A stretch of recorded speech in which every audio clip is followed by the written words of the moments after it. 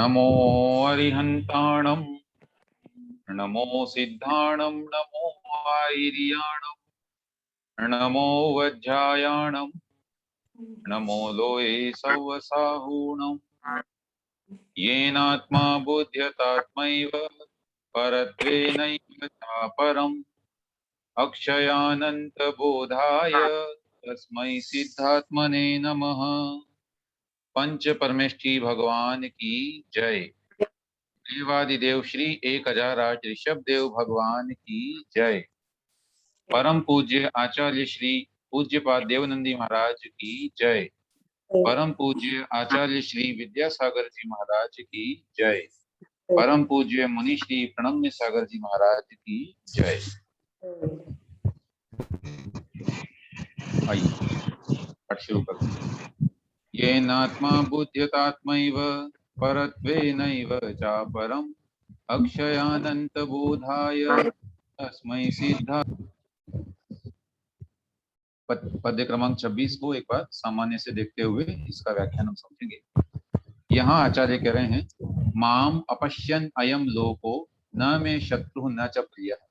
अर्थात यह लोक जो माम यानी मुझे, मुझे कैसे, जो कि मेरा स्वरूप पहले बताया जा चुका है, अर्थात उस परमात्मा स्वरूप या शुद्धात्मा स्वरूप मुझे न देखता हुआ यह लोक न तो मेरा शत्रु है और न ही मेरा प्रिय है, अर्थात नहीं मेरा मित्र। इसी प्रकार यह मुझे नहीं देखता है, अगर ये मुझे देखता है तब भी ये मेरा शत्रु या प्रिय नहीं हो सकता है। दोनों ही अवस्थाओं में मेरा यह प्रिय अथवा अप्रिय नहीं है। क्यों नहीं है, सो यहाँ पर विशेष बता रहे हैं। यदि यह संसारी प्राणी भेद ज्ञान से रहित हो, मेरे आत्मस्वरूप को नहीं देखता हुआ रहता है, तो फिर यह मेरा शत्रु अथवा प्रिय नहीं है। क्यों नहीं है? आत्मा को नहीं जानने वाला यह प्राणी किसी बेचारे की तरह मेरा शत्रु कैसे हो सकता है? क्योंकि अज्ञानी होने से यह उपकार का पात्र है। ठीक है, कैसा कह रहे हैं आचार्य कि कोई व्यक्ति अगर अज्ञानी है, उसमें आत्मबोध है ही नहीं, तो वह तो बेचारा हुआ, क्योंकि उसको तो अभी बोध ही नहीं हुआ है। तो ज्ञानी की दृष्टि में तो वो बेचारा ही हुआ है ना। और इस तरह से उस पर क्या शत्रुता करना, तो बिल्कुल अज्ञानी है, अतः उससे शत्रुता नहीं की जा सकती। उसी तरह यह अज्ञानी प्राणी भोले भाले जीव की तरह मेरा प्रिय भी कैसे हो, क्योंकि यह कल्याण मार्ग से दूर है। अतः मैं इससे मित्रता भी या इसके प्रति आसक्ति भी नहीं कर सकता। और यदि यह लोक विवेक ज्ञान से युक्त हो, मेरे आत्मस्वरूप को देखता हुआ रहता है, तो फिर यह मेरा शत्रु नहीं है और न मेरा मित्र है। क्यों? क्योंकि आत्मा को जानने वाला यह जीव किसी ज्ञानी की तरह मेरा शत्रु कैसे हो सकता है? क्योंकि मुझमें ज्ञानी के प्रति विद्वेष संभव नहीं है। हम खुद देखें, क्या कोई ज्ञानी व्यक्ति ऐसा होगा जो हमारा शत्रु हो ही नहीं सकता। ज्ञानी तो सम्मान का पात्र होता है। उसी तरह आत्मज्ञानी यह प्राणी विशुद्ध आत्मा की तरह मेरा प्रिय कैसे हो, क्योंकि मुझमें राग का अभाव है। इस प्रकार निर्विकल्प समाधि में लीन भेद ज्ञान में ठहरे हुए इस प्राणी के राग द्वेष का अभाव हो जाने से उसके लिए मेरी शत्रु मित्र की कल्पना अपने आप निरस्त हो जाती है। ये भाव है। ठीक है, तो यहाँ पर इस काव्य में आचार्य महाराज ने बताया है कि दोनों ही दृष्टियों में यदि कोई सामने वाला व्यक्ति अज्ञानी है, तब भी हम उसके प्रति राग द्वेष नहीं कर सकते, और यदि वह ज्ञानी है तब भी उसके प्रति हम राग द्वेष नहीं कर सकते, क्योंकि प्रथम अवस्था में तो वह करुणा का पात्र है, अर्थात हमारे बराबरी उससे है ही नहीं। वो अलग, हम अलग। सामान्य दृष्टि से भी मनुष्य पर्याय में या गृहस्थ जीवन में हमारी मित्रता किससे होती है? हमारा मेलजोल किससे होता है? जिसके लक्षण हमसे मिलते हों, है ना, हम उसी से मित्रता करते हैं। वही हमारा व्यवहारी होता है, जो हमारे जैसे लक्षणों वाला हो, जिससे हमारे विचार मिलते हों, उससे हम संगति करते हैं, उसके साथ में हम रहते हैं, उठते बैठते हैं अथवा मित्रता बढ़ाते हैं। इसी प्रकार यहाँ पर भी कह रहे हैं आचार्य कि ऐसा व्यक्ति जिसे आत्मा का ज्ञान ही नहीं है, तो वो आपका कैसा हो सकता है? क्योंकि हम तो कौन हो गए हैं? ज्ञानी। अब हम का मतलब यहाँ पर जो भी आत्मज्ञान के प्रति सजग हैं, ऐसे जीवों को कहा जा रहा है। अस्तु, ठीक है।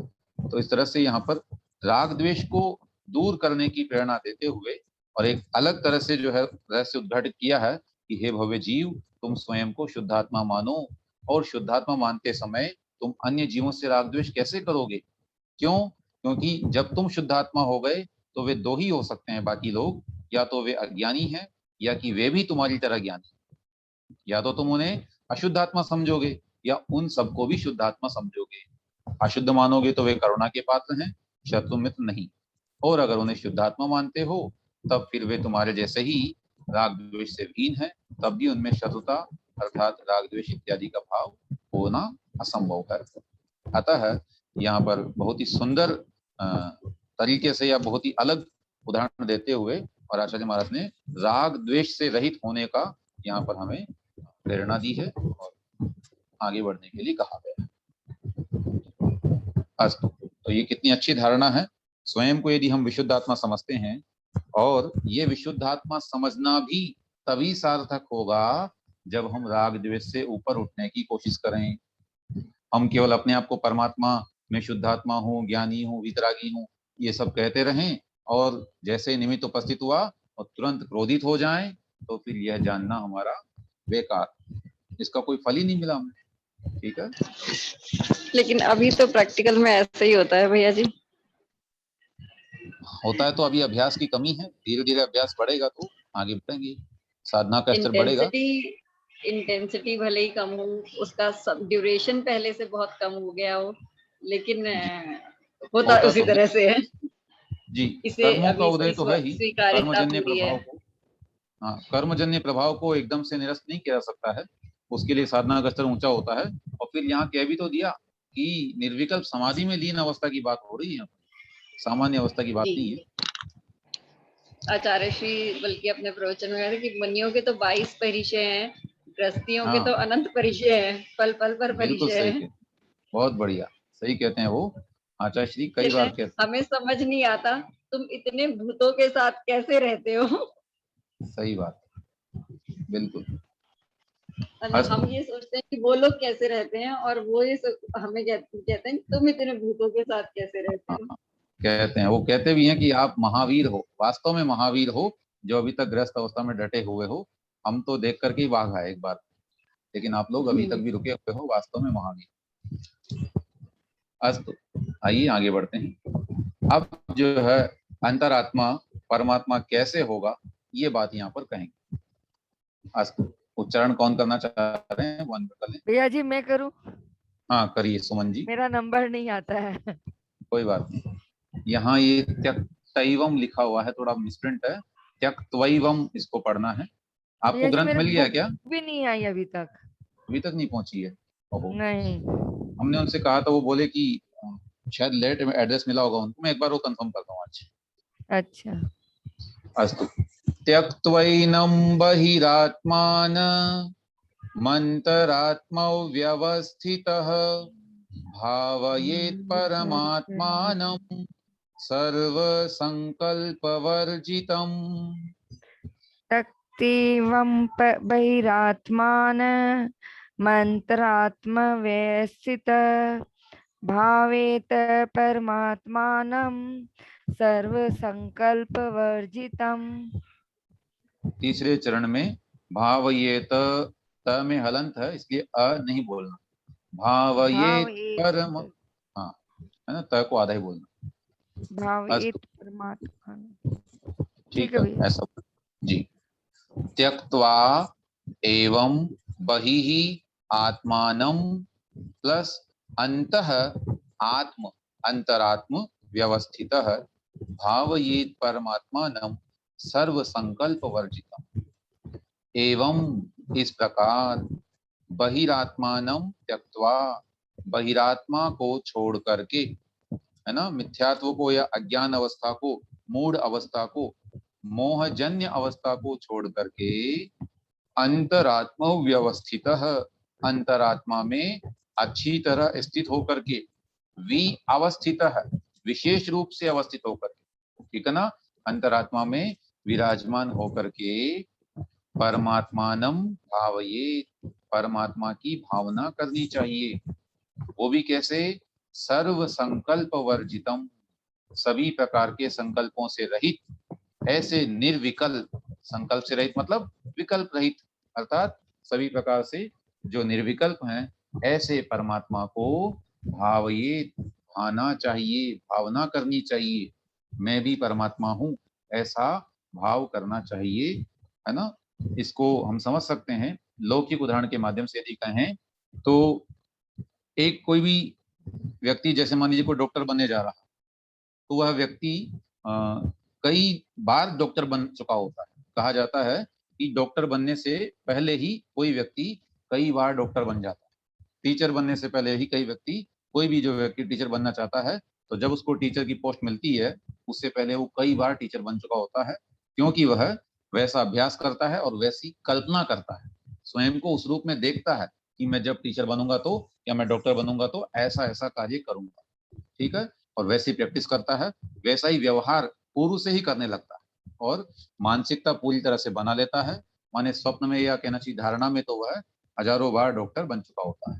ऐसे ही जब हमें परमात्मा बनना है, तो हमें धारणा के रूप में, भावना के रूप में भी यह कार्य करना ही होगा। संसार में एक नियम कहलाता है लॉ ऑफ अट्रैक्शन, है ना। उसके तहत हम जिस चीज को पाना चाहते हैं उसके बारे में हमें कल्पना करनी होती है, ऐसा वो मनोवैज्ञानिक मानते हैं। और वो कहते हैं कि बस ये मानो कि वो वस्तु मेरे पास आ गई है, मैं उसका मालिक हो गया हूँ, ऐसा वो भाव करवाते हैं बारी बारी से। उससे उनको लगता है कि वह व्यक्ति उसी रूप पुरुषार्थ करेगा और फिर अपने आप उस वस्तु को प्राप्त कर देगा। वैसा ही लो हम यहाँ लगाएं, और ये अध्यात्म जो हमें भावना करने के लिए कह रहे हैं आचार्य, तो यहाँ क्या करें, बहिरात्मपने को छोड़ देवें, है ना, जो परिभाषा बताई गई पहले पहले, देह में ही आत्मबुद्धि को मानना, ये सब छोड़ करके अंतरात्मा में स्थित होकर के और परमात्मा पने की भावना भाएं। इससे हमें जो है आगे बढ़ने की प्रेरणा मिलती है, और आगे हम परमात्मा कैसे होंगे ये रास्ता यहाँ पर बताया जा रहा है ना। उत्थानिका में लिखा भी था कि अब अंतरात्मा परमात्मा कैसे होता है, सो यहाँ पर बता रहे हैं। आइए पद्यानुवाद पढ़िए इसका, सुमन जी। शीघ्रातिशीघ्र बहिरात्मपना विसार, ओ अंतरात्मपन को रुचि संगदार, संकल्प जल्प व विकल्प विहीन भी हो, पश्चात सुपूज्य परमेश्वर रूप पावो। बहुत बढ़िया। यहाँ पर आचार्य महाराज ने तृतीय चरण में विशेष शब्दों का प्रयोग किया है, जो शब्द हम पहले पढ़ चुके हैं इसी काव्य में, इसी ग्रंथ में। संकल्प, जल्प और विकल्प विहीन होना। आप में से कोई बताना चाहें तो अनम्यूट करके बताइएगा, ये तीनों शब्द संकल्प, जल्प और विकल्प, इनमें क्या अंतर है या इनकी क्या परिभाषा है? हाँ कोकिला जी। ठीक है। संकल्प दृढ़ता करना, और विकल्प विकल्प बार बार उसी चीज को याद करना, और जल्प बोलना शब्द को। हाँ, जल्प यानी बोलना, और जल्प भी दो तरह का कहा गया था, बहिर्जल्प और अंतर्जल्प। माने अंतर ही अंदर जो बोलते रहते हैं बिना शब्दों का प्रयोग किए भी, मन में ही जो हम बाह्य वस्तुओं के विषय में चिंतन करते रहते हैं, वो एक प्रकार का अंतर्जल्प कहलाता है। अस्तु, ठीक है। तो संकल्प अर्थात जो हम कल्पनाएं करते हैं या निर्णय संकल्प करते हैं कि मैं ऐसा मुख्य कार्य करूंगा, वो सब छोड़ना है। विकल्प भी छोड़ना है, विकल्प यानी बाह्य वस्तुओं की ओर ध्यान भटकना। इसी प्रकार जल्प से भी रहित होना है, तब जाकर के परमेश्वर का इसमें भैया जी एक परिभाषा ये भी बनती, संकल्प अपने बारे में सोचना, विकल्प अपनों के बारे में सोचना, और जल्प तो वो अंतर और बाहिर जल्प जो आपने वचनों से बोलना या अंतर अंतर में बोलते रहना। अच्छा, संकल्प यानी अपने बारे में सोचना। ये मतलब एक बार विशुद्ध सागर महाराज जी के प्रवचन में शायद था, उन्होंने कि संकल्प अपने बारे में सोचना और विकल्प दूसरों के बारे में, यहाँ तक कि उन्होंने मतलब उसमें विकल्प के रूप में ये भी बताया था कि पर में मतलब वही कि अपने चाहे गुरु के बारे में सोचना, गुरु ऐसे हैं, गुरु ऐसे हैं, भगवान के बारे में सोचना, ये सब विकल्प में आएगा, और संकल्प अपने बारे में। ठीक बात है, हो सकता है कि इस अपेक्षा से उन्होंने बिल्कुल ठीक कहा हो और अच्छा है। विशुद्ध सागर और सामान्य रूप से सामान्य रूप से संकल्प यानी जो होता है वो कोई भी चीज का संकल्प लेना, ग्रहण करना, ये सब हमें छोड़ने होंगे। या पर भैया जी समीचित व्यवहारिकता में तो यही बोलते हैं ना कि कितना ये विकल्प करती है, विकल्प होता है मन में। जी जी जी बिल्कुल। संकल्प विकल्प एक प्रकार से वैचारिक विभाव जो है उनका नाम है, संकल्प और विकल्प, है ना। विचार के स्तर पर जो हमारे विभाव आते हैं, बाह्य वस्तुओं के जो हमें भटकाते हैं, वे सभी संकल्प विकल्प कहलाते हैं। अस्तु, वैसे इन्हें देखें, सिर्फ विभाव के रूप में ही लेंगे या अच्छे भाव के रूप में भी तो ले सकते हैं? लेकिन जब परमात्मा अवस्था की बात की जाएगी तो अच्छे भावों का भी त्याग करना पड़ता है। वहां हाँ, तो केवल शुद्धोपयोग की अपेक्षा से विभाव ही कहेंगे सभी को। बिल्कुल बिल्कुल ठीक। परम पारिणामिक भावों की बात वहां की जाती है। अस्तु, कह रहे हैं इस प्रकार कथित स्वरूप से अशुद्ध नय के विषयभूत आत्मा और देह के एकत्व अध्यवसाय से पर परिणति रूप परिणमन में कारणभूत बहिरात्मा को छोड़कर उन विषयों से चित्त को हटाकर अंतरात्मा में व्यवस्थित होवें। देखो यहाँ आचार्य मनीष जी ने जो है विशेष नयों के माध्यम से उस बहिरात्मा को कहा है अशुद्ध नय के विषयभूत। सबसे पहली बात तो बहिरात्मा कौन है? अशुद्ध नय का विषय है। दूसरा, आत्मा और देह के एकत्व अध्यवसाय से पर परिणति रूप परिणमन में कारणभूत, माने वो आत्मा और देह को एक ही जानता है, ऐसा ज्ञान करने के कारण से पर परिणति रूप जो परिणमन कर रहे हैं, है ना, परद्रव्य रूप जो हमारी परिणति हो रही है, उसमें कारणपना है, उसमें कारण है बहिरात्मा। उस बहिरात्मा को छोड़ करके उन विषयों से चित्त को हटा करके सर्वप्रथम अंतरात्मा में व्यवस्थित हो। वह अंतरात्मा उस समय सर्व संकल्पों से रहित उत्कृष्ट आत्म तत्व का आश्रय लेवे, और जो परमात्मा व्यक्त स्वरूप से सिद्धालय में स्थित है, वही शक्ति स्वरूप से मुझ में है।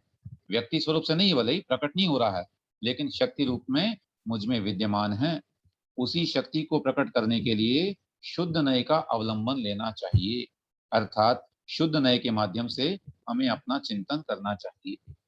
जैसा कि शुद्ध नय का स्वरूप समय सारजी ग्रंथ में आया है, जो पसदीय पाणम अबद्ध पुठम अनर्णयम नियदम अविशेषम संयुक्तम तम शुद्धनयम वियाणी। जो आत्मा को अबद्ध, अस्पृष्ट, अनन्य, नियत, अविशेष और असंयुक्त रूप से देखता है, जानता है, उसे शुद्ध नय जानना चाहिए। अर्थात जिसमें किसी प्रकार का मिश्रण नहीं हो, ऐसी आत्मा को जो देखता है वही शुद्ध नय जानना चाहिए। ठीक है। इस तरह से यहाँ पर आचार्य महाराज ने परमात्मा को पाने के लिए जो अभ्यास क्रम बताया है वो यही है कि हम परमात्मा कैसे होते हैं उस स्वरूप अपने आप को चिंतन करें, शुद्ध नय का आलम्बन लेकर के, और उस समय हम धारणा बनाए चिंतन करें। ठीक है ना, ये यहाँ पर जानना चाहिए। भैया जी एक बात पूछनी है, यहाँ पर ये लिखा एक अद्य व्यवसाय के पर परिणति रूप, इसका क्या अर्थ हुआ? इसका अर्थ है, देखो ये पंक्ति कहाँ से बनेगी? आत्मा और देह के एकत्व अध्यवसाय से, माने आत्मा और देह को जो एक पना जान रहा है, अध्यपना, अध्यवसाय माने जानना, तो एक में एक होकर के, है ना, एक लिखा हुआ इसमें, एक्चुअली एकत्व है ये। तो आत्मा और देह को जो एक ही जानता है ना, ये बहिरात्मा की परिभाषा बना रहे हैं, और उस ज्ञान के कारण परिणति रूप, पर परिणति रूप जो परिणमन में कारण है, माने बहिरात्मा व्यक्ति आत्मा और देह को एक जानता है, उसके ज्ञान में क्या बैठा हुआ है कि ये शरीर ही तो मेरा आत्मा है, मैं कौन हूं, जो दिख रहा हूं वही मैं हूं, ऐसा वो मानता है। और इस कारण से इस देह रूप ही परिणति करेगा। पर परिणति रूप मतलब इस देह रूप ही, शरीर के अनुसार ही वह परिणमन करेगा, अपने विचार बनाएगा, अपनी क्रियाएं करेगा। तो इस वजह से वह ऐसा बहिरात्मा कहलाता है। अस्तु, अगला पद्य पढ़ें। पर इन वाले शब्दों को भी एक्सप्लेन कर दीजिए, जो आपने अभी समय सार जी की गाथा पढ़ी है, समय सार जी की गाथा के जो शब्द हैं। हाँ, यहाँ आत्मा को अबद्ध माने ये किसी प्रकार से बंधा हुआ नहीं है, सामान्य से व्यवहार से तो कर्मों से बंधा हुआ है, लेकिन ये शुद्ध नय की दृष्टि से देखें तो आत्मा किसी से बंधन को प्राप्त हो ही नहीं सकता, उसका स्वरूप बंधन रहित है। अस्पृष्ट माने उसे कोई छू नहीं सकता है, है ना। वह न किसी को छू सकता है, न कोई उसे छू सकता है, क्योंकि आत्मा तो अरूपी है। अनन्य अर्थात वह अन्य से रहित है, अन्यपना उसमें नहीं है, अथवा कहना चाहिए अनन्य का मतलब है सबसे जुदा, सबसे पृथक स्वरूप वाला है। जो संसार में पदार्थ दिखाई देते हैं उनसे भिन्न है। पुनः नियत है अर्थात अपने स्वरूप को कभी त्यागता नहीं है, जैसा उसका स्वरूप है वह हमेशा रहता है, उसका विनाश कभी नहीं होता है। अविशेष है, अविशेष लिखा है इन्होंने, अविशेष मसंजुक्तम। हाँ, अविशेष का मुझे यहाँ देखना पड़ेगा। वैसे तो प्रत्येक द्रव्य जो है वह सामान्य विशेषात्मक हुआ करता है, और उस दृष्टि से देखें तो प्रत्येक आत्मा में सामान्यपना यहाँ देखना चाहिए, तथापि अविशेष का देखना पड़ेगा मुझे। और असंयुक्त माने किसी से जुड़ा हुआ नहीं है, इस रूप में हमें देखना चाहिए। और कुछ विशेष आप कहना चाहें तो कह सकते। अभिशेष में भैया जी वो भी आएगा कि मतलब मुझ में मति श्रुत ज्ञान ज्ञान आदि चारों ज्ञान नहीं, सामान्य से जो केवल मतलब ज्ञान है वो मेरा ज्ञान है। आत्मा का जो ज्ञान स्वरूप है वो मेरा ज्ञान है। ठीक बात, ये कह सकते हैं। विशेष माने जो है वे चार प्रकार। शायद बेनाडा जी ने यही बताया था जब पढ़ाया था हमें इस समय सार जी। गुणमाला जी कुछ कह रहे हैं। मैं ऐसा सोचूं कि अविशेष नहीं है कुछ भी, आत्मा सारी आत्मा एक सी है, कोई अविशेष मतलब कोई इसमें विशेषता नहीं है, सारी आत्मा एक सी है। नहीं, इसको देखिए समय सार में ही देख करके हम करेंगे क्लियर। वहाँ टीकाकार में आचार्य महाराज ने लिखा होगा, अमृतचंद स्वामी ने या जयसेन स्वामी ने जो लिखा है ना, वो अपन देख के कल बात करेंगे। आप में से किसी पे हो समय सार जी तो अवश्य देखिएगा, हम भी देखेंगे इसे, ठीक है। मेरे पास कल मैं भेजती हूँ, बेनाडा जी का लिखा हुआ है इन शब्दों के अर्थ, मैं उसे ठीक है, वो भी भेजिएगा। और आचार्य श्री का टीकाकार का मंतव्य भेजिएगा। अस्तु, आगे बढ़ते हैं। सोहमित्यात् संस्कारस् तस्मिन् भावनया पुनः तत्रैव दृढ़ संस्कारा लभते यात्मनि स्थितिम्। सोहमित्यात् संस्कारस्तस्मिन् भावनया पुनः तत्रैव दृढ़ संस्कारा लभते यात्मनि स्थितिम्। जी, पिछले काव्य में हमने कहा था कि शुद्ध नय का आलम्बन लेकर के और आत्मा को जानना चाहिए।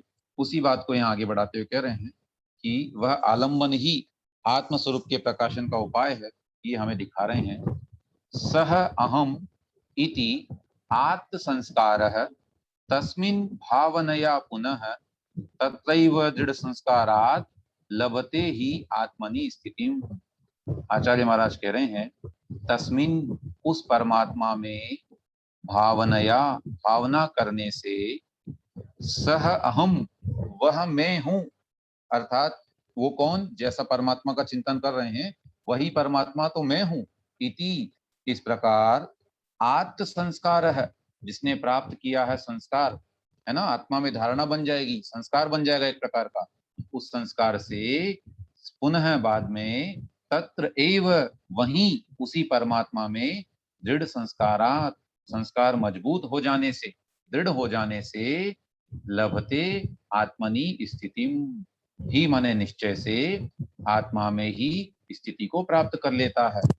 वह व्यक्ति आत्मस्थ हो जाता है, फिर उसे पर द्रव्य में स्थिति नहीं रह जाती, वह बाह्य वस्तुओं में स्थित नहीं रह जाता।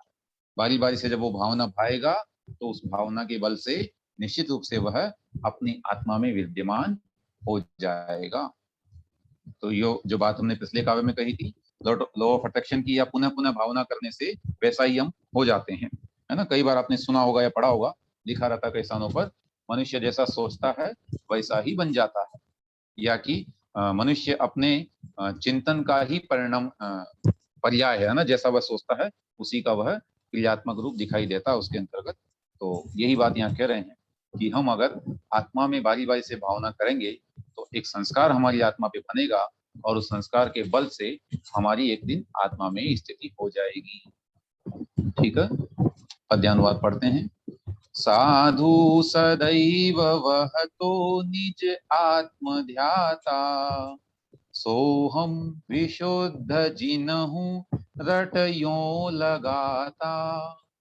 होता निवास निज में इस धारणा से, क्यों रोष तोष तब हो दुख हो कहाँ से। ठीक है, इस प्रकार से आज इतना अपन रखते हैं, या थोड़ा सा इसको और पढ़ें 1 मिनट। हाँ चलिए कोशिश करते हैं। कह रहे हैं यहाँ पर कि जो शुद्ध नय का विषय है, सकल कर्म रूपी कीचड़ से रहित, सदैव निर्मल निराकार स्वरूप है, परमात्मा पदार्थ को प्रकट किए है, समस्त क्रियाकांड से रहित है। इंपॉर्टेंट शब्द क्रियाकांड। यहाँ पर क्रियाकांड का मतलब केवल पूजा पाठ नहीं समझना, जितनी भी क्रियाएं हैं, है ना, कांड माने एक तरह का अध्याय या उनका समूह, तो सभी क्रियाओं से रहित है। विज्ञान घन पिंड हो विलसित है, वह ही मैं हूँ, ऐसा जो सोचता है, उस परमात्मा के समान ही मेरा आत्म स्वरूप है। यह अभेद दृष्टि है, माने आत्मा और परमात्मा को एक मानने वाली दृष्टि है।